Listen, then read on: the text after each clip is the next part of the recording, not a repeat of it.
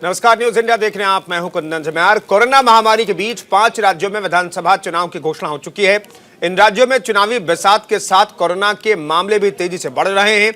इससे इन राज्यों में स्थिति खतरनाक हो रही है। उत्तर प्रदेश, पंजाब, गोवा, उत्तराखंड और मणिपुर में एक्टिव केस की संख्या में तेजी से इजाफा हो रहा है। इसके चलते अगले महीने होने वाले चुनाव के लिए चुनाव आयोग ने रैलियों को लेकर कई तरह की सख्त पाबंदियां लगाई हुई हैं। ऐसे में सवाल बड़ा यह है कि क्या कैंपेन कर्फ्यू की तारीखें आगे बढ़ेंगी? क्या 15 जनवरी वाली बंदिशों को आगे बढ़ाना पड़ेगा और रैली, रोड शो पर बंदिशों का ऐलान कर वर्चुअल रैली पर ही जोर दिया जाएगा? देखिए रिपोर्ट।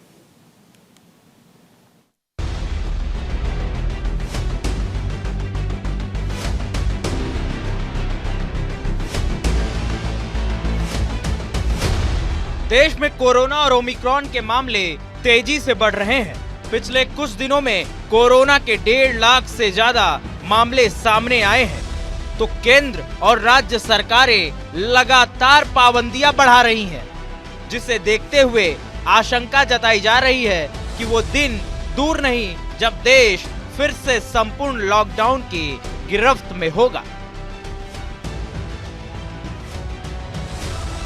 कोरोना महामारी के बीच 5 राज्यों में विधानसभा चुनाव की घोषणा हो चुकी है।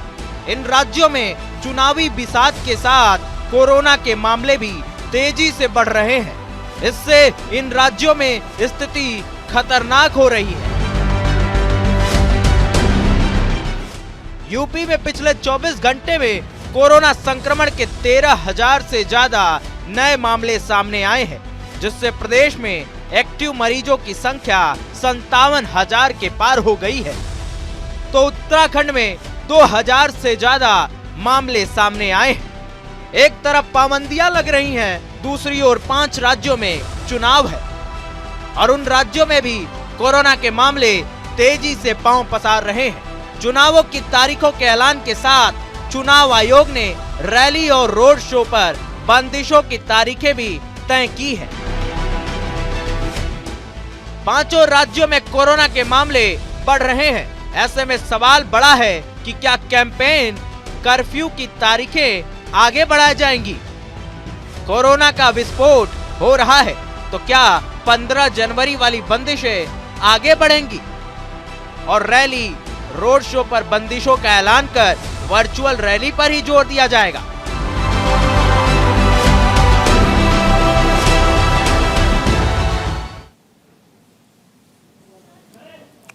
तो चुनाव आयोग ने चुनाव की तारीखों का तो ऐलान जरूर किया। उत्तर प्रदेश में 7 फेज में चुनाव होंगे, लेकिन साथ में बंदिशें लगाई। बंदिशें बिना रोड शो के चुनाव कराए जाने चाहिए। 15 तारीख तक कोई रोड शो नहीं होगा, कोई रैली नहीं होगी, कोई सभा नहीं होगी। डोर टू डोर कैंपेन की इजाजत चुनाव आयोग ने दी है, लेकिन एक टीम में 5 लोग ही शामिल हो सकते हैं। लेकिन जिस तरीके से मामले बढ़ रहे हैं, उसके आधार पर यह अंदेशा जताया जा रहा है कि हो सकता है कि बंदिशें आगे भी लागू रहें। डॉक्टर कौशल मिश्रा हमारे साथ, प्रवक्ता बीजेपी के, जुड़ रहे हैं इस मसले पर बातचीत करने के लिए, और डॉक्टर अभिषेक राय, समाजवादी पार्टी के प्रवक्ता, हमारे साथ मौजूद हैं। डॉक्टर कौशल मिश्रा, इस तरीके से अगर उत्तर प्रदेश में मामले बढ़ते रहे, 20 गुना ज्यादा मामले हो गए हैं। जहां 1700 मामले आ रहे थे एक दिन में 2 तारीख को, अब तो करीब 34,000 तक एक्टिव केस की संख्या टोटल की अगर हम बात करें तो यहां तक पहुंच गई है। तो क्या ये जो पाबंदियों के साथ चुनाव कराने का ऐलान जो किया था चुनाव आयोग ने, ये पाबंदियां आगे भी चलती रहेंगी क्या?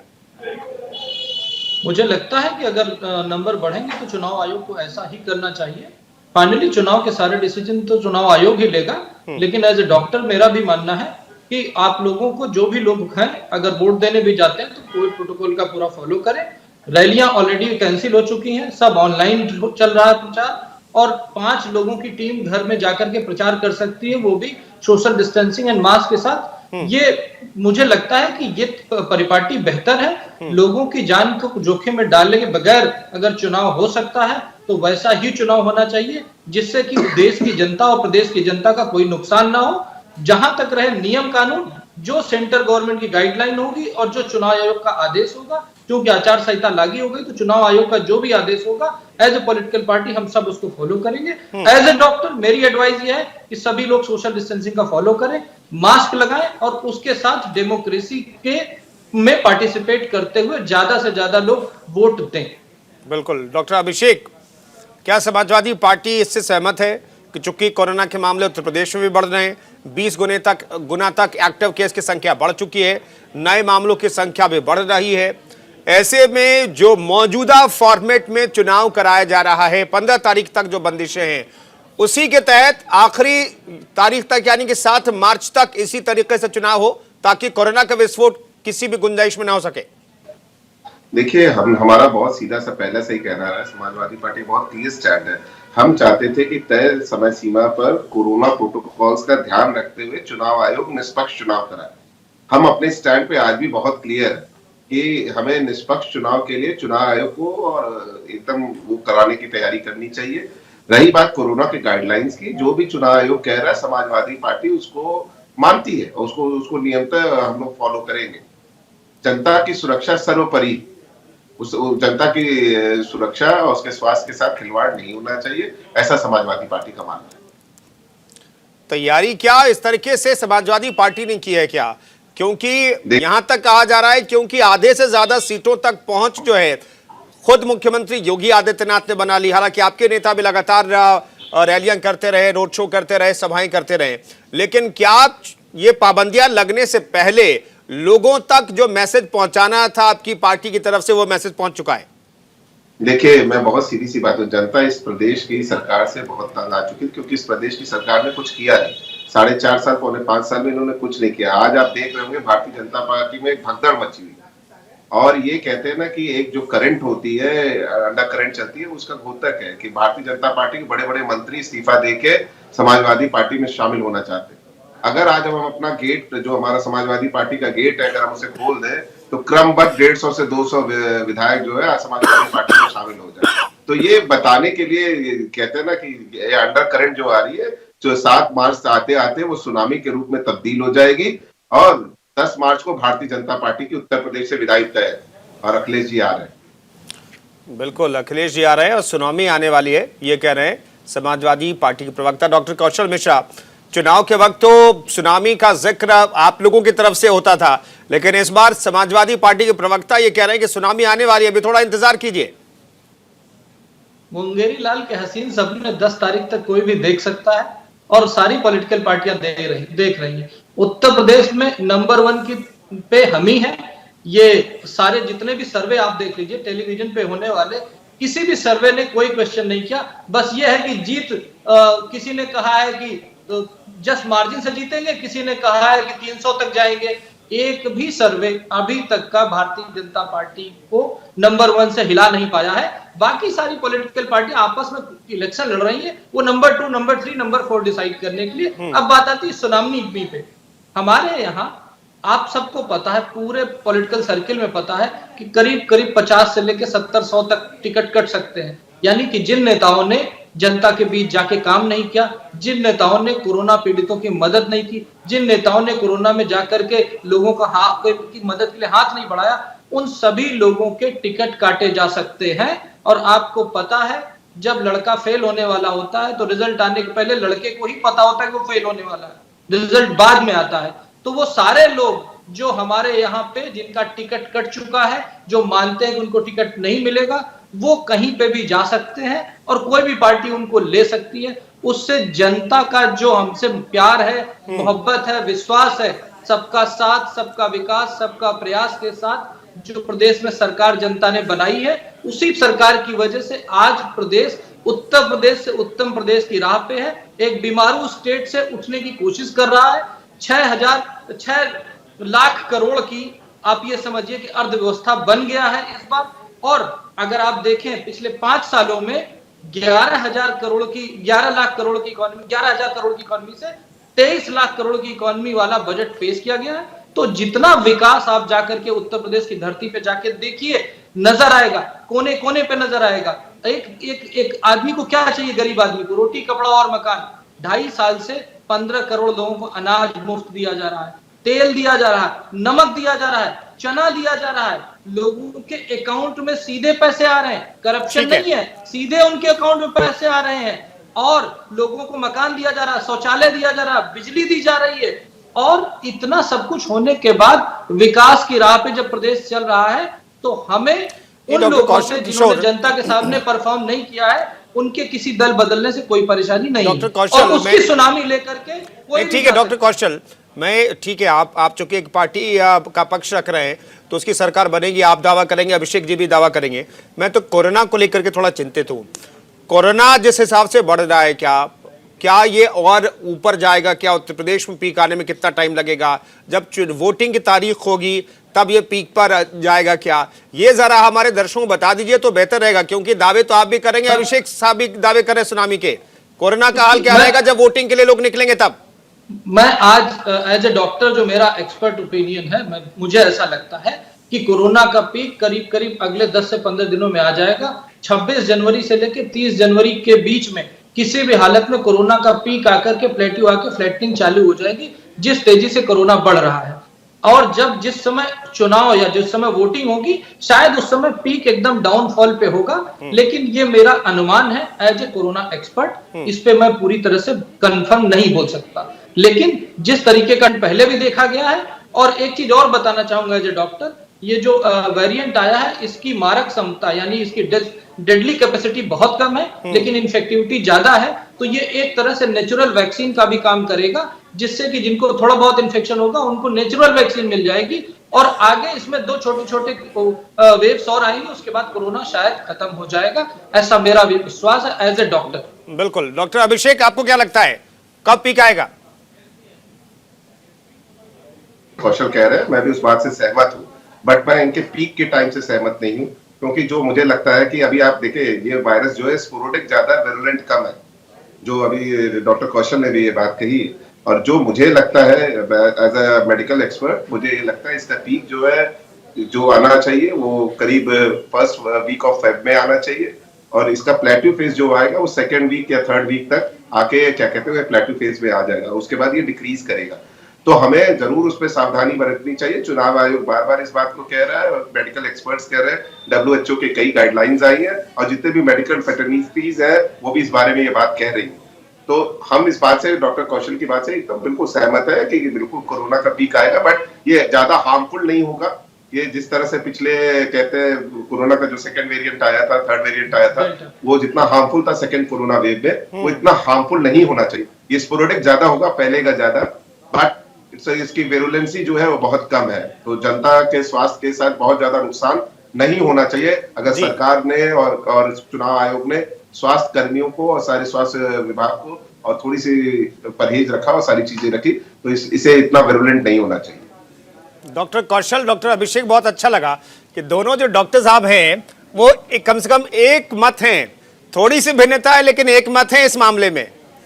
तो अच्छी डिबेट हमने इसीलिए कराई कि दोनों डॉक्टर रहे, मेडिकल फ्रेटर्निटी से आए और अपनी बात रखे, पार्टी की बात तो रखे, लेकिन पेशे को भी रिप्रेजेंट करें तो अच्छा लगता है। जी जी, देखिए, हिप्पोक्रेटिक ओथ हमने भी ली है और डॉक्टर राय ने भी ली है। हम लोगों के लिए जनता या जनता में फैलने वाली बीमारी नंबर 1 पे है। हम उस पे एकदम न्यूट्रल, जो सही ओपिनियन होगा वही देने की कोशिश करेंगे। और हम और डॉक्टर राय एक पेशे में होने की वजह से पॉलिटिकल व्यू अलग हो सकते हैं, लेकिन हमारी इलाज, हमारा प्रेडिक्शन किसी भी बीमारी के लिए मुझे लगता है लगभग सेम होगा। डॉक्टर अभिषेक, कोरोना के मामले में भी सरकार की टेस्टिंग होगी क्या? क्योंकि कोरोना के मामले में जितना बड़ा प्रदेश है, जितनी बड़ी आबादी है, उसके हिसाब से मुख्यमंत्री योगी आदित्यनाथ बार बार दावे करते रहे। हालांकि बीच में कुछ तस्वीरें आई थी जिसने सभी को झकझोर के रख दिया था।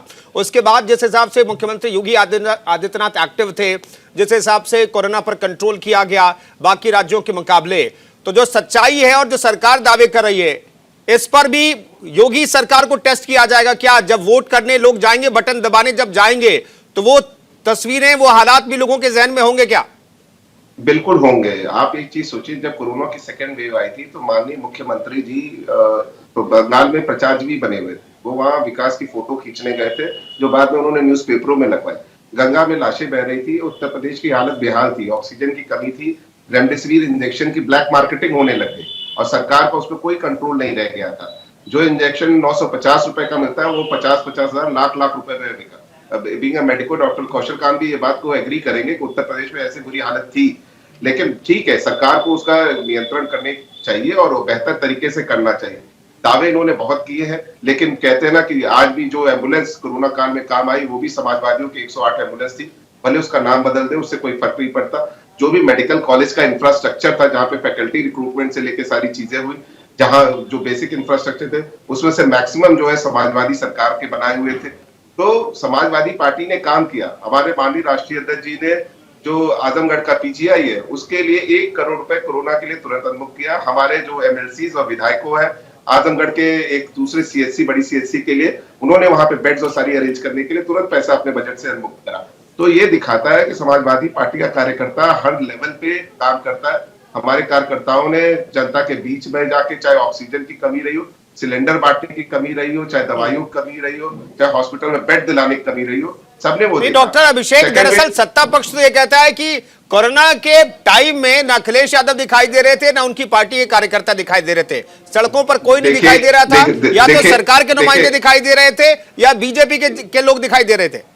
देखिए, प्रत्यक्ष को प्रमाण की जरूरत नहीं होती। हम लोग को, हमें पता है, इसीलिए तो जनता का जो जन सैलाब हमें हमारे विजय रथ यात्राओं में आ रहा था, यह सारी चीजें हो रही है। जो जनता का प्यार हमें आज भी मिल रहा है, जिस तरह से आप देख रहे हैं कि हम एक विजय की तरफ बढ़ रहे हैं, ये जनता को वो प्यार है जिनको पता है कि कोरोना की सेकंड वेव में हमारे हर कार्यकर्ता ने कितना काम किया।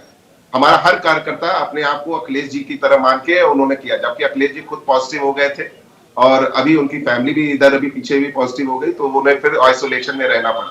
तो ये देखिए, कुछ नियम कानून होते हैं और जिसमें हम लोग को फॉलो करना पड़ता है, प्रोटोकॉल्स फॉलो करने पड़ते हैं। जब लॉकडाउन है, किसी को निकलने नहीं दिया जा रहा है, तो कैसे होगा? जैसे सरकार ने क्या किया कि हमें जाना था लखीमपुर खीरी, हमारे राष्ट्रीय अध्यक्ष को वही हाउस अरेस्ट कर दिया, बाहर निकलने नहीं दिया। सारे विपक्षी नेताओं को हाउस अरेस्ट कर दिया गया जब लखीमपुर खीरी का कांड हुआ। तो ये सबको पता है कि सरकार सिर्फ दावे कर सकती है। भाई, सरकार को अरेंज करना है ना, विपक्ष को तो अरेंज नहीं करना था। लेकिन विपक्ष में भी रहते हुए हमने पूरी जिम्मेदारी से जो हम कर सकते थे जनता के बीच में रह के, हमने वो काम किया है। हमारे कार्यकर्ताओं ने वो काम किया। ठीक है डॉक्टर कौशल, मैंने जो सवाल डॉक्टर अभिषेक से पूछा कि क्या जो मैनेजमेंट है कोरोना काल में वो भी लोगों के जहन में होगा, सेम सवाल मैं आपके लिए भी पूछ रहा हूं, आपसे भी पूछ रहा हूं। मैं इसलिए पूछ रहा हूं कि अगर सरकार जो दावे कर रही है उसमें सच्चाई है तो लोग आपके साथ खड़े दिखाई देंगे, लेकिन जो आरोप कोरोना काल से अब तक विपक्ष लगाता रहा है उनमें अगर सच्चाई है तो आपके खिलाफ वोटिंग होगी। मैं बिल्कुल एग्री करता हूं कि अगर सरकार का काम जनता की नजरों में ठीक नहीं होगा तो खिलाफ वोटिंग होगी। ये तो बिल्कुल, उसमें कोई मतलब असत्य नहीं है। लेकिन सच्चाई ये है कि देश की जनता जानती है कि जिस तरह से उत्तर प्रदेश की चिकित्सा व्यवस्था थी, उस व्यवस्था के बाद भी हिंदुस्तान ही नहीं, WHO ने उत्तर प्रदेश के कोरोना मैनेजमेंट की तारीफ की। आप ये समझिए कि सबसे ज्यादा कोरोना वैक्सीन आज भी उत्तर प्रदेश में लगी है। और जो अखिलेश जी हैं, ये वो हैं जिन्होंने उस वैक्सीन पे सवाल उठाया था। और आज भी हमें ये नहीं पता कि उन्होंने वैक्सीन लगवाई या नहीं लगवाई। अगर उन्होंने लगवाई तो उन्होंने पब्लिक को मिसगाइड किया, उनकी वजह से वैक्सीन हेजिटेंसी आई। यहाँ पे एज ए लीडर वो फेल हुए थे। उन्होंने कहा था वो बीजेपी वैक्सीन है, एज ए लीडर वो फेल हुए थे। और जहां तक रही संसाधन की, जब कोरोना आया था, फर्स्ट वेव आई थी, उस समय पूरे प्रदेश में एक भी कोरोना वायरस को डिटेक्ट करने वाली लैब नहीं थी, जिसको BSL 3 लैब कहते हैं। आज इस समय प्रदेश में 240 लैब्स हैं जहां पे उसकी टेस्टिंग हो सकती है। ऑक्सीजन की जो फैसिलिटी होती है, इस समय करीब 2000 के आसपास हॉस्पिटल्स हैं जहां पे इंडोर लगवाया जा चुका है। डॉक्टर अभिषेक, आपको बता रहा हूं ऑक्सीजन के लिए। और जो चीजें, जिन चीजों पे करप्शन की बात हो रही है, जैसे इन्होंने कहा ब्लैक मार्केटिंग हो रही थी, ब्लैक मार्केटिंग ना हो इसीलिए सरकार ने उसकी सेल को अपने कंट्रोल में लिया। लेकिन आप ये समझिए, 23 करोड़ की आबादी वाला प्रदेश, उसमें जब महामारी होती है, जब चीजों की कमी होती है, जब सारा इंपोर्ट बंद होता है, उस समय जितना कठिनाई से मैनेजमेंट प्रदेश में किया गया, उसके बाद भी बिल्कुल चुनौतियों के बावजूद मुख्यमंत्री अखिलेश यादव, मुख्यमंत्री योगी आदित्यनाथ एक्टिव दिखाई दिया, अखिलेश यादव कहीं दिखाई नहीं दिए, ये आरोप लगता रहा। डॉक्टर अभिषेक, कुछ आप जोड़ना चाहते हैं? लेकिन वैक्सीनेशन में हमें याद रखना पड़ेगा डॉक्टर कौशल कि 53% लोगों को ही डबल डोज वैक्सीन लगी है उत्तर प्रदेश में। अभिषेक, डॉक्टर अभिषेक, मैं सीधी सी बात ये पूछना चाहता हूं, मैं अपने मित्र से जरूर ये बात पूछना चाहता हूँ, फेल है पास होगा, वो अखिलेश जी फेल है पास है, वो तो जनता डिसाइड करेगी, उसके लिए इनको चिंता करने की जरूरत नहीं है। अभी से इनकी जो घबराहट दिख रही है, पसीने छूट रहे हैं, वो पता चल रहा है। मैं इनसे सीधा सवाल ये पूछना चाहता हूँ कि ये इनके स्वास्थ्य मंत्री ने उत्तर प्रदेश में भी विधानसभा में लिखित में बयान दिया है और इनके स्वास्थ्य मंत्री ने संसद में लिखित में बयान दिया है, प्रोसीडिंग्स है कि ऑक्सीजन की कमी से इस देश में किसी की मृत्यु नहीं। क्या ये सरकार इस तरह की बात करने के लिए वो है? क्या ये जनता का मखौल नहीं उड़ा रही थी? मेरे जानने वाले किस गांव में लोगों ने की मृत्यु नहीं हुई, आप बता दें। मैं पूर्वांचल का रहने वाला हूं, आजमगढ़ नहीं का ठीक है, रहने वो वाला तो हूं। एक्सेप्टेबल ऐसा नहीं कोई था, गांव वो तो नहीं एक्सेप्टेबल मैं नहीं जवाब था। देता हूं। लेकिन मैं किसी भी उत्तर सरकार ने, देता ना तो हूं। कांग्रेस सरकार ने या बीजेपी के मैं- खिलाफ जो सरकारी चलती है उसने भी कबूल नहीं किया। ऑक्सीजन पे डॉक्टर अभिषेक वो तो बहुत हास्यास्पद था, वो तो बहुत हास्यास्पद मैं था। उसका जवाब देता हूं। डॉक्टर कौशल अगर 10 सेकंड में जवाब दे सके, मेरे पास एक छोटे से ब्रेक के लिए बिल्कुल। रुकना है, मुझे बता जा रहा है। मैं जवाब ये देना चाहता हूं, जो हेल्थ है वो स्टेट सब्जेक्ट है और स्टेट गवर्नमेंट जब तक डेटा सेंटर को नहीं देगी तो पार्लियामेंट में अगर किसी स्टेट ने डेटा नहीं दिया था, किसी स्टेट ने डेटा नहीं दिया था तो पार्लियामेंट में जो लेटर दिया गया था वो उस समय तक जो डेटा सबमिट हुआ था स्टेट गवर्नमेंट द्वारा सेंट्रल उत्तर प्रदेश के स्वास्थ्य मंत्री स्टेट की मैकेनिज्म और उत्तर प्रदेश ही नहीं पूरे हिंदुस्तान के चलिए सारे डॉक्टर स्टेट की कौशल, मैकेनिज्म डॉक्टर अभिषेक बने नहीं रहिए। दे पाई। डॉक्टर कौशल मैं समाजवादी पार्टी का उत्तर- पक्ष रख रहे हैं, डॉक्टर मिश्रा हमारे साथ बीजेपी का पक्ष रख रहे हैं, लेकिन इन सब के बीच जब वोटिंग हो रही होगी उत्तर प्रदेश और पूरे देश में, तो कहा यह जा रहा है, अंदेशा यह जताया जा रहा है, क्या कोरोना की थर्ड वेव पीक पर तो नहीं होगी? उस हालात में जिस हिसाब से मामले बढ़ रहे हैं, क्या जो अभी मौजूदा हालात है चुनाव प्रचार को लेकर के कि आप रैली नहीं कर सकते, रोड शो नहीं कर सकते, सभा नहीं कर सकते, ये पाबंदियां जारी रहेंगी? इस पर चर्चा जारी है। फिलहाल रुकना एक छोटे से ब्रेक के लिए, आप बने रहिए न्यूज़ इंडिया के साथ।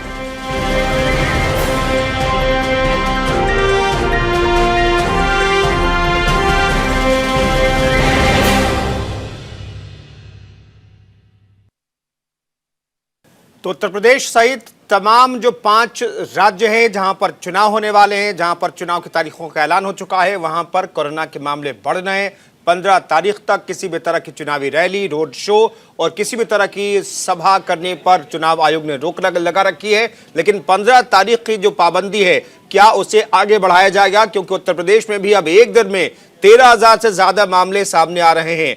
डॉक्टर अभिषेक, लेकिन कहा यह जा रहा है कि डिजिटल माध्यम से ही चुनाव आखिर तक होंगे, तो ऐसे में समाजवादी पार्टी पिछड़ सकती है, क्योंकि जो सोशल मीडिया पर उसकी जो पहुंच है, डिजिटली जो लोगों तक पहुंच है, वो बीजेपी के मुकाबले बहुत कम है।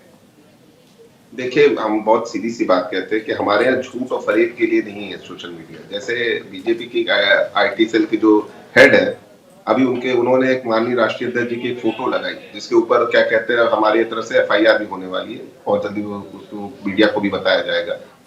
तो ये झूठ और फरेब की इंडस्ट्री चलाते हैं। रही बात समाजवादी पार्टी के, समाजवादी पार्टी का हर कार्यकर्ता, क्योंकि समाजवादी पार्टी गरीबों और वंचितों की पार्टी, तो ये हमारा हर कार्यकर्ता बहुत मजबूत है। डोर टू डोर जो पब्लिसिटी है, हमारे बूथ लेवल पे कार्यकर्ता बहुत मजबूत है। हमारे संगठन ने उनको दिशा निर्देश दे दिया था, सारी चीजें दे रखी है। हम लोग बहुत मजबूती से जनता के पास जा रहे हैं और जनता को अपनी बात बताने की कोशिश कर रहे हैं। रही बात कि अगर जैसे कहते हैं कि एक अपने नेता को देखने का, जैसे अखिलेश जी का एक पर्सनल करिश्मा, अगर वो जनता के बीच में रहते हैं तो जनता से वो संवाद भी करते हैं, उनसे हाथ भी मिलाते हैं, एक छोटे से छोटे कार्यकर्ता को भी सम्मान देते हैं। माननीय मुख्यमंत्री जी को देखिए, ये देवरिया गए थे तो एक गरीब बच्चे को गोद लेना था, उसको नहला धुला के उसके बाद उनको गोद में दिया गया। तो यही अंतर है माननीय अखिलेश यादव जी में और डॉक्टर अभिषेक, ये जो बातें आप बता रहे हैं, ये बातें सभाएं होती तो ज्यादा इजीली बता पाते ना। मेरा सवाल दरअसल यही है कि अगर डिजिटली माध्यम से चुनाव प्रचार करना रहा फाइनली, जिस हिसाब से कोरोना के मामले बढ़ रहे हैं, तो फिर क्या इसका नुकसान होगा पार्टी को? नहीं, देखिए, बिल्कुल हम इस बात को नहीं मानते कि हमारा कोई नुकसान होगा। हम एकदम जनता के बीच में, जनता को पता है, जनता इस सरकार से परेशान हो चुकी है, जनता चाहती है बदलाव। अब बदलाव के लिए सबसे बेहतर जो चीज है वो अखिलेश यादव की तरफ देख रही है। उन्हें पता है कि वही उत्तर प्रदेश को विकास के पथ पे ले जाएंगे, बेरोजगारी दूर करेंगे, क्योंकि हम रोजगार देते थे, लैपटॉप देते थे, ये लाठियां मारते हैं युवाओं को। ये किसानों को 378 दिन बॉर्डर पे बैठाते हैं। हम किसानों को मुफ्त सिंचाई की वो देने जा रहे हैं। हम अपनी पहली कैबिनेट में 300 यूनिट बिजली फ्री देने जा रहे हैं। तो हमने, क्योंकि हमारे पास विजन है कि हमने वो बिजली घर बनाए जो हमने वो शुरू किए। इनके पास, भारतीय जनता पार्टी के पास गिनाने के लिए कोई काम नहीं। इन्होंने सिर्फ शिलान्यास का शिलान्यास किया और सिर्फ नाम बदला, उद्घाटन का उद्घाटन किया, सिर्फ नाम बदला। आप मुझे एक चीज बता दो, ये क्या 5 ऐसे संयंत्र गिना पाएंगे बिजली के कि जो इन लोगों ने नए लगाए हों उत्तर प्रदेश में 2017 से लेके अब तक के बीच में? नहीं बता पाएंगे। और हमने, हमारे माननीय राष्ट्रीय अध्यक्ष जी ने अभी 4 से 5 दिन पहले प्रेस कॉन्फ्रेंस करके सारे संयंत्र गिनाए थे कि हमने ये यहाँ इससे बिजली। डॉक्टर अभिषेक, दरअसल ये कहा जा रहा है, बीजेपी बार बार कहती रहती है कि कोई सरकार में है, उसने शिलान्यास किया और अगर उसे फाइनल स्टेज तक बीजेपी की सरकार ने पहुंचाया तो क्रेडिट तो बीजेपी को मिलना चाहिए। आप लोग उस क्रेडिट को लेने की कोशिश करते हैं, इसे लेकर के बहुत सारे मीम्स भी सोशल मीडिया पर वायरल हुए। मैं बहुत सीधी सी बात कहता हूं ना, क्योंकि दूसरे का नाम जो किया हुआ काम है वही तो हम भी पूछ रहे हैं ना, कि आप वो काम ही गिना दो ना जो आपने शुरू किए। अभी ये 1.5-2 महीने की घोषणाओं को छोड़ के आप वो काम गिना दो जो बिजली में आपने किए। हम मान लेंगे आपकी बात कि चलिए भाजपा ने अपनी सरकार में कंप्लीट किया। हमने तो कहा था कि हम लोगों ने बहुत सी मायावती की सरकार की छोड़ी हुई योजनाएं थी, हमने उसको पूरा किया, हमने कंप्लीट किया। हमने कभी ये नहीं कहा कि वो काम हमने कंप्लीटली हमने किया, हमने तो इस बात को कभी नहीं कहा। हमने जैसे उत्तर प्रदेश में चाहे शाहजहांपुर का रोजा हो, चाहे अनपरा हो, चाहे सोनभद्र हो, हम कितने पावर स्टेशन हो, चाहे महोबा हो, हमने ये सारे पावर स्टेशन लगाए, चाहे टांडा हो। तो ये चीजें हमने बिजली को जनरेट करने की कोशिश करी कि उत्तर प्रदेश आत्मनिर्भर हो जाए। आज जो बिजली की पैदावार होती, उत्तर प्रदेश को इतनी महंगी बिजली नहीं खरीदनी पड़ती और जनता को इतनी महंगी बिजली नहीं मिलती। आज जनता क्यों परेशान है? अभी मेरे भाजपा के मित्र कह रहे थे कि क्या चाहिए, रोटी कपड़ा और मकान। बिल्कुल ठीक बात कह रहे हैं। अगर आप 15 करोड़ लोगों को अनाज बांट रहे हो, जबकि 15 करोड़ वोटर्स हैं, तो आपकी ईमानदारी पे शक होता है। इसलिए शक होता है कि डॉक्टर अभिषेक राय को आपने अनाज नहीं दिया, डॉक्टर कौशल कांत को आपने अनाज नहीं दिया। तो ये बहुत सीधी सी बात है, सरकार सिर्फ जुमलों की सरकार है, ये सिर्फ एक आंकड़े देना जानती है। आप कहते हो आपने 2 करोड़ रोजगार जनरेट कर दिए। साहब, आपने 2 करोड़ रोजगार जनरेट किए। डॉक्टर अभिषेक, चूंकि हम कोरोना काल में चुनाव पर चर्चा कर रहे हैं, तो ये आपकी ईमानदारी पे शक है। ठीक है डॉक्टर अभिषेक, बोलते हो, आप जुमला देते हो।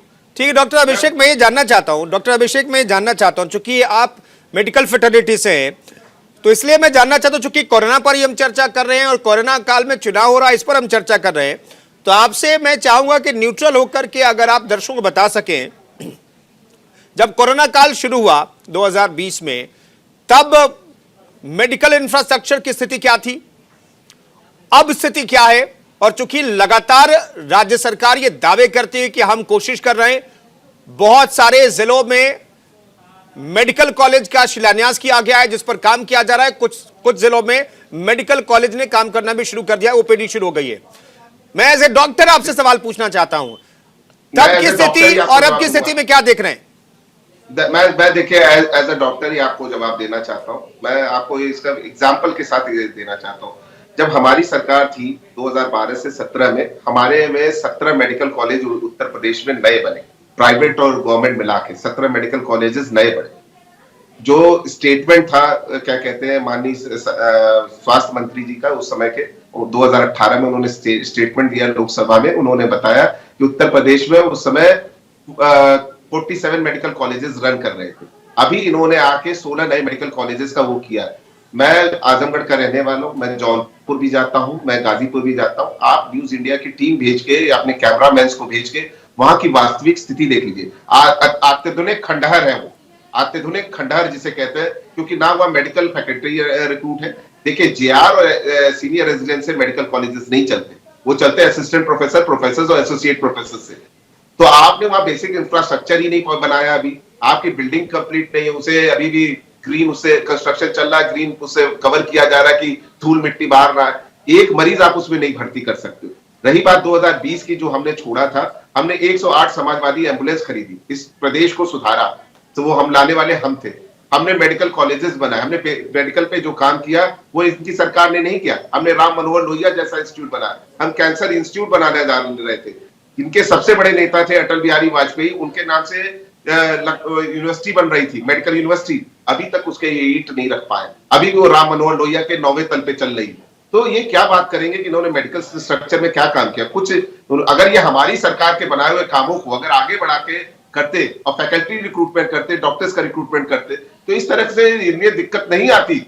अभी भी वो दिक्कतें हैं, जैसे ऑक्सीजन की कमी की वजह से जो सेकेंड वेव में लोग गए, अभी भी मुझे नहीं लगता कि हर ये बुनियादी सुविधाएं बन पाई। डॉक्टर अभिषेक, अब इन्फेक्शन रेट जो है बढ़ के अभी तो हम 4% के आसपास ही चला रहे हैं, लेकिन जो अपडेट है 5.71 तक इन्फेक्शन रेट पहुंच चुका है उत्तर प्रदेश में। ऐसे में जब कोरोना प्रोटोकॉल के तहत वोटिंग कराई जाएगी, चूंकि 1 घंटे का तय वक्त से ज्यादा वक्त दिया जाएगा और 1250 से ज्यादा लोग एक सेंटर पर, एक बूथ पर वोटिंग नहीं करेंगे, तो ऐसे में अभी से आप अपने मतदाताओं को या उत्तर प्रदेश के मतदाताओं को क्या संदेश देना चाहेंगे? क्योंकि इन्फेक्शन रेट बढ़ रहा है, ऐसे में क्या एहतियात बरतने की जरूरत है आम लोगों को भी? देखिए, सोशल डिस्टेंसिंग रखने की जरूरत है, मास्क लगाना बहुत बेहद जरूरी है। आप जब भी बाहर से काम करके आए, अपने हाथ को बार बार धुले, मतलब 2 से 4 बार जब भी हो, क्योंकि आपके घर में बच्चे हो सकते हैं, बच्चों से थोड़ा सा कहते हैं डिस्टेंस बना के, बच्चों को भी, बच्चे ज्यादा सुनते नहीं, अभी बच्चों की कोई ऐसी वैक्सीन नहीं, अभी 15 से 18 साल के बीच के बच्चों को वैक्सीनेट किया जा रहा है।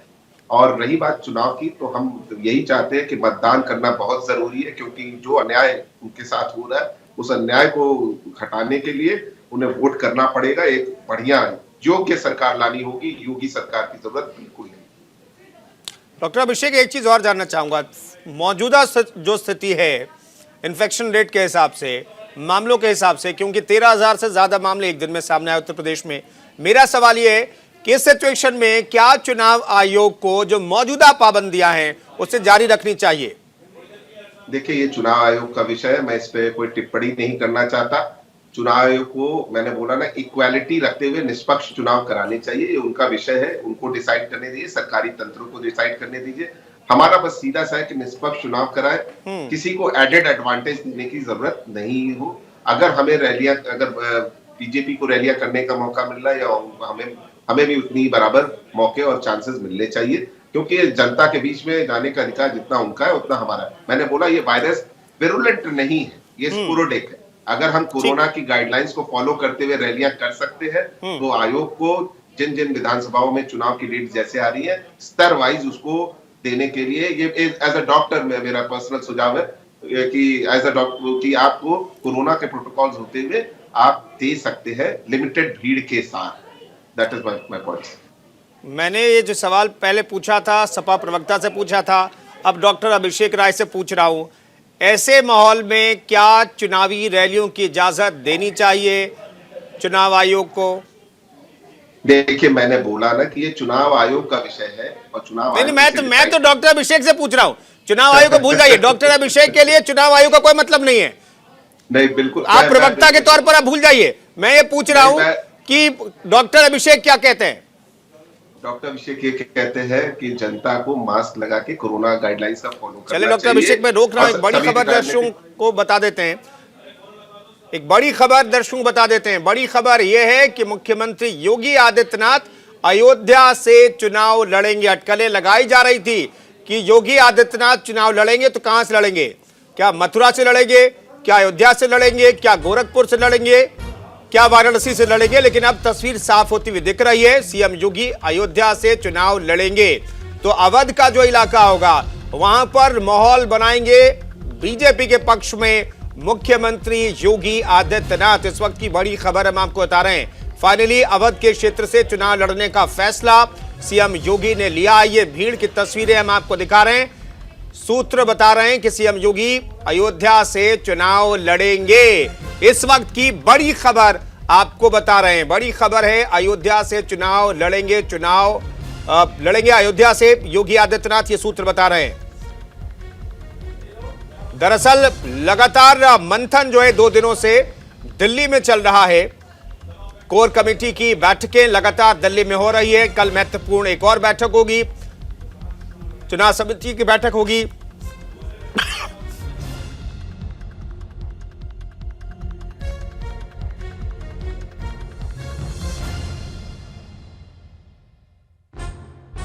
तो इस वक्त की बड़ी खबर आपको बता रहे हैं, योगी आदित्यनाथ अयोध्या से चुनाव लड़ेंगे, ये सूत्र बता रहे हैं। पहले से अटकलें लगाई जा रही हैं कि अगर योगी आदित्यनाथ चुनाव लड़ेंगे तो क्या वो गोरखपुर से चुनाव लड़ेंगे जहां से वो 4 बार सांसद रहे, या फिर वाराणसी से चुनाव लड़ेंगे जहां से प्रधानमंत्री पहले से चुनावी मैदान में है, वहां से 2 बार सांसद चुने गए, या फिर मथुरा से चुनाव लड़ेंगे, क्योंकि मथुरा को लेकर के भी सुगबुगाहट तेज हो रही है। ऐसे में मथुरा से चुनाव लड़ेंगे या फिर अयोध्या से चुनाव लड़ेंगे। लेकिन अब तस्वीर साफ होती हुई कुछ हद तक दिखाई दे रही है। अयोध्या से चुनाव लड़ सकते हैं सीएम योगी आदित्यनाथ। इस वक्त की बड़ी खबर हम आपको बता रहे हैं, सूत्र बता रहे हैं। दरअसल कोर कमेटी की बैठक पिछले 2 दिनों से आज और कल दिल्ली में हुई है। इसमें तमाम रणनीति पर चर्चा की गई है और इसी चर्चा में यहां तक बात सामने आ रही है कि अयोध्या से चुनाव लड़ सकते हैं सीएम योगी आदित्यनाथ। हमें ये सूत्र जानकारी दे रहे हैं। शेखर आनंद त्रिवेदी हमारे सहयोगी इस खबर पर बातचीत करने के लिए फोन लाइन पर मौजूद हैं। शेखर, अब तस्वीर कुछ हद तक साफ होती हुई दिख रही है कि अयोध्या को चुन सकते हैं मुख्यमंत्री योगी आदित्यनाथ चुनाव के लिए। जी, इसमें कोई दो राय नहीं है। और आपको ध्यान होगा कि अभी मैं अयोध्या गया भी था कुछ दिन पहले। हमने वहां से वोट युद्ध कार्यक्रम किया था। उस दिन भी हमारे सोर्सेज जो थे वो ये बता रहे थे कि एक टीम वहां पर पहुंची हुई है। योगी आदित्यनाथ के उसमें करीबी लोग हैं और कुछ अधिकारी भी हैं जो लगातार इस बात को देख रहे हैं, टटोल रहे हैं कि एक अलग से ऑफिस लेने के लिए उनकी वो पूरी कवायद थी। तो जाहिर सी बात है कि इस तरीके की गतिविधियां तभी होती हैं जब कोई वीवीआईपी या कोई बड़ा आदमी अलग से इस तरीके से चुनावी मोड में आता है। तो जो सूत्रों ने बताया वो यही बताया कि योगी आदित्यनाथ के लिए इस तरीके की ऑफिस वगैरह देखने की जो कवायद है और जो एक फीडबैक है उसको लेने का काम किया जा रहा है। और इस बात की प्रबल संभावना है कि योगी आदित्यनाथ अयोध्या से ही इस बार चुनाव लड़ेंगे। तो शेखर, आप बता रहे हैं कि वहां पर चुनावी तैयारियों में बीजेपी पहले से जुटी हुई है। तमाम सर्वे कराए जा चुके हैं, वहां पर ऑफिसेस सिलेक्ट किए जा चुके हैं और जिस अयोध्या को अंतर्राष्ट्रीय स्तर पर एक अलग पहचान मुख्यमंत्री योगी आदित्यनाथ की सरकार ने दिलाई, उस अयोध्या से वो विधानसभा चुनकर के जाना चाहते हैं। देखिए, अयोध्या से केवल इतनी बात नहीं है कि अभी बीजेपी की सरकार बनी, योगी आदित्यनाथ मुख्यमंत्री बने तो उनका नाता जुड़ गया और अयोध्या में ये राम मंदिर का जो पूरा मंदिर का शिलान्यास था और उसका जो निर्माण कार्य था वो इस दौर में शुरू हुआ। दरअसल गोरक्षपीठ का और राम मंदिर का पूरे आंदोलन का बहुत पुराना रिश्ता है। योगी आदित्यनाथ के जो गुरु थे माता वैद्यनाथ जी, उस समय से ये पूरी प्रक्रिया चल रही है। और ठीक है, डॉक्टर अभिषेक हमारे साथ मौजूद हैं। डॉक्टर अभिषेक, अब तो तस्वीर साफ हो गई, मुख्यमंत्री योगी आदित्यनाथ अयोध्या से चुनाव लड़ सकते हैं। हालांकि सूत्र भी बता रहे हैं आधिकारिक पुष्टि होना अभी बाकी है। अखिलेश यादव कहां से चुनाव लड़ेंगे? डिबेट खत्म हो गई। डॉक्टर अभिषेक मैं बोल रहा हूँ। डॉक्टर अभिषेक, मैं सवाल पूछ रहा हूं आपसे। लगता है डॉक्टर अभिषेक तक आवाज नहीं पहुंच पा रही है। तो मुख्यमंत्री योगी आदित्यनाथ अयोध्या से चुनाव लड़ेंगे, सूत्र बता रहे हैं। 2 दिनों तक लगातार कोर कमेटी की बैठक चली है दिल्ली में। कल चुनाव अभियान समिति की भी बैठक होगी, प्रधानमंत्री भी उस बैठक में मौजूद रह सकते हैं और तब फाइनल मुहर लगेगी कि योगी आदित्यनाथ कहां से चुनाव लड़ेंगे। डॉक्टर अभिषेक, अगर आवाज पहुंच पा रही है तो मेरा सवाल यह है कि योगी आदित्यनाथ अयोध्या से चुनाव लड़ सकते हैं, ये खबरें आ रही है, सूत्र बता रहे हैं। अखिलेश यादव कहां से चुनाव लड़ेंगे? देखिए, माननीय राष्ट्रीय अध्यक्ष जी का ये विशेषाधिकार है, वो कहां से चुनाव लड़ेंगे। और हमारी पार्टी में उन्होंने कई इंटरव्यूज में कहा कि पार्टी बैठ के डिसाइड करेगी कि वो उन्हें लड़ना है कि नहीं लड़ना है। ये सीनियर लीडर्स और पार्टी के मेंबर्स इसमें डिसाइड करके बताएंगे। इस पे मैं कोई कमेंट नहीं कर सकता, ये राष्ट्रीय अध्यक्ष जी का विशेषाधिकार है। दूसरी बात, योगी जी अगर चुनाव लड़ रहे हैं, बहुत बहुत स्वागत है। किसी को भी चुनाव लड़ने की आजादी है, इस संविधान ने दे रखी है। अच्छी बात है, योगी जी अयोध्या से चुनाव लड़ रहे हैं।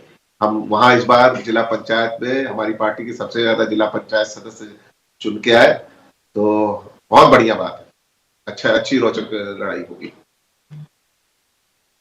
पड़ेगा क्या जी? अवध क्षेत्र में फर्क पड़ेगा क्या मुख्यमंत्री जब चुनावी मैदान में होंगे? कोई फर्क नहीं पड़ेगा। देखिए, अब तो बीजेपी के तरफ चराराम की विला आ गई है। 10 मार्च को इनकी विदाई की डेट है और इनकी विदाई 10 मार्च को तय है। बस योगी जी चुनाव लड़ ले, बेहतर रहेगा। ठीक है, आप चूंकि विरोधी दल के नेता है तो आप यही कहेंगे। अर्चना हमारी सहयोगी न्यूज रूम से जुड़ रहे हैं। अर्चना, अब अवध क्षेत्र को फाइनली चुना है मुख्यमंत्री योगी आदित्यनाथ ने। सूत्रों के हवाले से जो जानकारी उसे अगर हम पुष्ट मान लें तो कितना फर्क पड़ेगा? देखिए कुंदन, पहले ही न्यूज इंडिया ने कहा था कि अयोध्या से ही चुनाव लड़ेंगे सीएम योगी आदित्यनाथ। हालांकि औपचारिक ऐलान नहीं हुआ है, लेकिन हम पहले से ये कहते रहे हैं। मथुरा और अयोध्या 2 सीट की बात हो रही थी, लेकिन मथुरा से श्रीकांत शर्मा चुनाव लड़ेंगे, ये साफ हो गया है। अयोध्या से योगी आदित्यनाथ चुनाव लड़ेंगे, ये भी तकरीबन साफ है, कह सकते हैं ये। हालांकि इसकी घोषणा भी होना बाकी है और आसपास के इलाकों में बहुत ज्यादा असर पड़ेगा। अयोध्या से अगर योगी आदित्यनाथ चुनाव लड़ते हैं तो 2 संदेश जाएंगे। एक तो विकास को लेकर संदेश जाएगा कि हम काम कर रहे हैं, विकास से जोड़ेंगे धर्म को भी, क्योंकि वहां मंदिर बनाया है जो सबसे पहले बीजेपी ने अपने एजेंडे में शामिल किया था। उसके पहले घोषणा पत्र से यह अभियान चल रहा था। तो मंदिर बनाया है अयोध्या में, भव्य राम मंदिर, जिसकी बात लगातार बीजेपी करती थी और विपक्षी दल हमेशा पूछते थे कि मंदिर वही बनाएंगे लेकिन तारीख नहीं बताएंगे। तो अब इसको भुनाने का समय है। जाहिर सी बात है, योगी आदित्यनाथ जो सबसे बड़ा चेहरा है इस वक्त, मुख्यमंत्री हैं, वो अगर वहां से चुनाव लड़ेंगे तो दोहरा संदेश जाएगा। एक तो बीजेपी अपनी बात जो कहती है उसे पूरा करती है, जो उसके घोषणा पत्र में घोषणाएं होती हैं, जो उसका एजेंडा होता है उसको पूरा करती है। तो एक धार्मिक जो हमेशा बीजेपी का एंगल रहा है वो यहां से फुलफिल होगा। और दूसरी चीज है विकास की बात, क्योंकि अयोध्या और आसपास के इलाकों में विकास भी हुआ है। जब से वहां पर मंदिर बनना शुरू हुआ है वहां बहुत ज्यादा काम हो रहा है, वहां के लोग कहते हैं। इसके अलावा जो आसपास की सीटें हैं वो बीजेपी के लिए एक बड़ी चुनौती थी, क्योंकि कहा जा रहा है वहां से अगर सिटिंग एमएलए चुनाव लड़ेंगे तो चुनाव हार जाएंगे। और अगर योगी आदित्यनाथ सोचिए अयोध्या से चुनाव लड़ेंगे तो जो आसपास के इलाके हैं उन पे बहुत ज्यादा असर पड़ेगा और बीजेपी जो वहां पर कमजोर नजर आ रही है वो अपनी स्थिति और मजबूत कर पाएगी। डॉक्टर अभिषेक, आप कुछ कहना चाह रहे थे, मेरा सवाल उसमें सिर्फ एक चीज और जोड़ लीजिएगा कि तस्वीर आखिर क्यों नहीं साफ हो पा रही है। अखिलेश यादव ने पहले कहा चुनाव नहीं लड़ूंगा, फिर कहा चुनाव लड़ूंगा, और अभी भी वो यही कह रहे हैं कि पार्टी तय करेगी। आलाकमान तो वो हैं, अगर वो चुनाव लड़ना चाहते हैं और चुनाव लड़ना अगर पार्टी के लिए फायदेमंद है तो फिर फैसला क्यों नहीं हो पा रहा है? देखिए, सबसे पहले तो मैं आपकी संवाददाता को ये जरूर करेक्ट करना चाहूंगा, जो उन्होंने कहा ना कि उनके लड़ने से पूरा, कहते हैं पूरा इधर उधर सारा वो फर्क पड़ेगा। फर्क इसलिए नहीं पड़ेगा, उन्हीं से सटी अम्बेडकर नगर। नहीं, ये आपका मानना है ना, आपका मानना है डॉक्टर अभिषेक, ठीक है। नहीं, मैं एक बात कह रहा था कि वो जो विकास की वो बातें कर रही थी और कह रही थी कि राम मंदिर भारतीय जनता पार्टी ने बनवाया। तो ये सबको सर्वविदित है कि जो राम मंदिर बन रहा है वो माननीय सर्वोच्च न्यायालय के आदेश पे बन रहा है, किसी पार्टी ने नहीं बनाया। ये तो करेक्ट कर सकता हूं ना मैं, कुंदन जी। नहीं, उन्होंने ये कहा कि भाई ये बीजेपी बताती है कि हमारी सरकार बना रही है, ठीक है। नहीं, तो मैंने वही बात कही ना, मैंने उस चीज को कंडेम किया कि मैं इस बात से सहमत नहीं हूं कि वो क्या कहते हैं भारतीय जनता पार्टी नहीं बना रही। उनकी सरकार को बनाना होता तो सुप्रीम, उनके पास क्लियर मेजोरिटी, बिल्कुल सुप्रीम कोर्ट के आदेश पर ये बन रहा है। लेकिन बीजेपी के एजेंडे में ये बात थी, बीजेपी ने इसके लिए लड़ाई लड़ी, अभियान, तो वो क्रेडिट लेते हैं, वो क्रेडिट लेते हैं इसका। और अब ये बात अलग है, मेरी सवाल का फिर आप जवाब भी दीजिए कि पहले तो सब किनारे कर रहे थे, आपकी सरकार में गोलियां चली राम भक्तों पर, लेकिन अब क्रेडिट लेने की जब होड़ होती है तो सारी पार्टियां, कांग्रेस हो, आम आदमी पार्टी हो या आपकी पार्टी हो, सब आगे आ जाते हैं। पहले मेरी बात सुन लीजिए, मैं बिल्कुल क्रेडिट नहीं ले रहे हैं अर्चना जी, हम बिल्कुल क्रेडिट नहीं ले रहे हैं। हम बहुत बिल्कुल सीधी सी बात कर रहे हैं, हम इस बात का कोई क्रेडिट नहीं। हम कह रहे हैं जो सर्वोच्च न्यायालय के जो फैसले हैं हम उसको बिल्कुल मानते हैं, हमें न्यायपालिका पे बिल्कुल विश्वास है, हम उसकी बात को मानते हैं।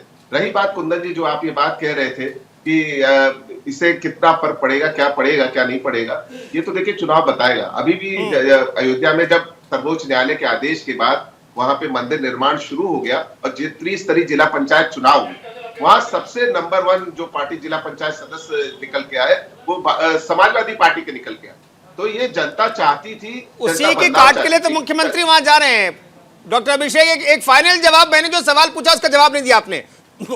अखिलेश यादव चुनाव लड़ेंगे तो कहां से लड़ेंगे और कितना इंतजार करना पड़ेगा उत्तर प्रदेश की जनता को कि अखिलेश यादव चुनाव लड़ेंगे, नहीं लड़ेंगे और कहां से लड़ेंगे? देखिए, मैं आजमगढ़ का रहने वाला हूं, मैं तो माननीय राष्ट्रीय अध्यक्ष जी से, हम खुद वहां हमारे सांसद है, मैं उनसे खुद मांग करता रहा हूं कि आप आजमगढ़ से आके लड़ो। हाँ, ये तो मेरी ये पर्सनल इच्छा है कि वो आजमगढ़ की किसी सीट से लड़े, लेकिन माननीय राष्ट्रीय अध्यक्ष जी का ये विशेष अधिकार है कि वो कहां से लड़े, कहां से नहीं लड़े, लेकिन ये पार्टी उसको डिसाइड करने वाली है। हर जगह के कार्यकर्ता, चाहे मैनपुरी को, चाहे इटावा को, चाहे कहीं का, हर कार्यकर्ता ये मांग कर रहा है कि माननीय राष्ट्रीय अध्यक्ष जी उनके जिले से लड़े। शुक्रिया डॉक्टर अभिषेक, न्यूज इंडिया से बातचीत करने के लिए बहुत बहुत शुक्रिया। आप अर्चना का बहुत बहुत शुक्रिया इस खबर पर जानकारी देने के लिए, बातचीत के लिए। तो इस खास कार्यक्रम में फिलहाल इतना ही, रुकेंगे एक छोटे से ब्रेक के लिए। आप बने रहिए न्यूज इंडिया के साथ।